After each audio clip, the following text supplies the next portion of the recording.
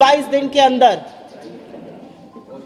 इस देश में मोदी सरकार यूनियन बजट पेश करेगी और वो यूनियन बजट इस देश का भविष्य तय करेगा। अभी आपने देखा ही 48 घंटे पहले ग्रोथ रेट आई है 6.4%।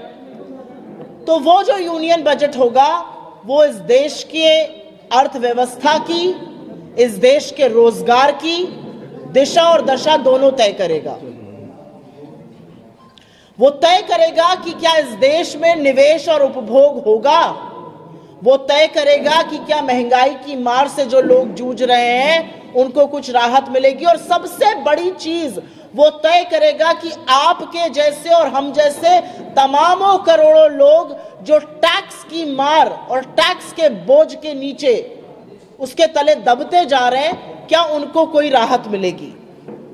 और किसी भी आकलन से पहले टैक्स पर आज बात करनी जरूरी है, क्योंकि आजाद भारत में पहली बार सूट बूट की नरेंद्र मोदी सरकार ने इनकम टैक्स को कॉर्पोरेट टैक्स से ज्यादा कर दिया है।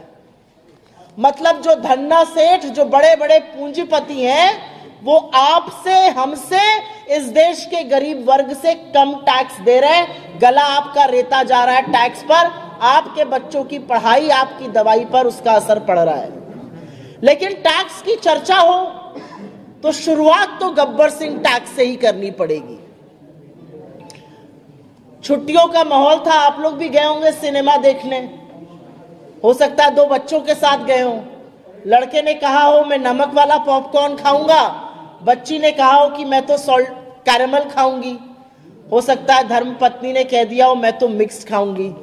अब वही अड़चन आ गई, जीएसटी कौन सा लगेगा, 5 लगेगा, 12 लगेगा, 18 लगेगा। ये गुत्थी सुलझाने में पूरा देश उलझा हुआ है। और इसीलिए गब्बर सिंह टैक्स की बात करनी है, क्योंकि जीएसटी एक इनडायरेक्ट टैक्स है। आपकी पॉकेट में 5,000 रुपए है, आपकी पॉकेट में 500 रुपए है, आपकी पॉकेट में 50 लाख रुपए है, सरकार को कोई फर्क नहीं पड़ता। अगर आप आज की तारीख में कोई सामान खरीदते हैं तो गरीब हो या अमीर, उसको एक बराबर जीएसटी का टैक्स देना है। और इसीलिए इनडायरेक्ट टैक्स को डीमेरिट टैक्स कहा गया है। ये उपभोग पर टैक्स होता है, ये कंजम्पशन टैक्स होता है। आप जो भी खरीदिएगा, आपने जूता खरीदा, आपने शर्ट खरीदी, आपने आटा खरीदा, दही खरीदी, उस पर एक बराबर टैक्स देना है। इस देश का सबसे अमीर आदमी मुंबई के नरीमन पॉइंट पर भी वही टैक्स दे रहा है जो हजरतगंज का रिक्शे वाला दे रहा है। एक माचिस की डब्बी पर, एक बाल्टी के मग पर, एक कॉटन की शर्ट पर, एक हवाई चप्पल पर। यह असलियत है जीएसटी की।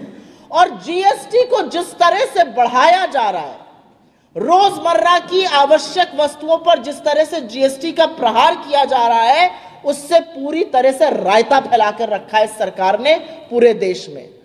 आटे पर जीएसटी है, दही पर जीएसटी है, दवाई पर जीएसटी है, पढ़ाई पर जीएसटी है, अब पॉपकॉर्न पर जीएसटी है, पुरानी कार बेचने पर जीएसटी है। ऐसी कौन सी चीज है जिस पर सरकार जीएसटी जमकर नहीं वसूल रही है? शायद अभी तक सांस लेने पर टैक्स नहीं लगाया गया, बाकी हर जगह हर व्यक्ति टैक्स दे रहा है। हर महीने मोदी सरकार बढ़ चढ़कर सीना ठोककर बताती है हमने इस महीने इतना जीएसटी कलेक्ट किया। यह उपलब्धि नहीं है आपकी, यह आपकी विफलता है। क्योंकि इतना जीएसटी कलेक्ट करने का मतलब है आपने गरीब आदमी को और रेता, उसका गला और दबाया, उसका गला और घोटा और उससे पैसा और टैक्स और वसूला।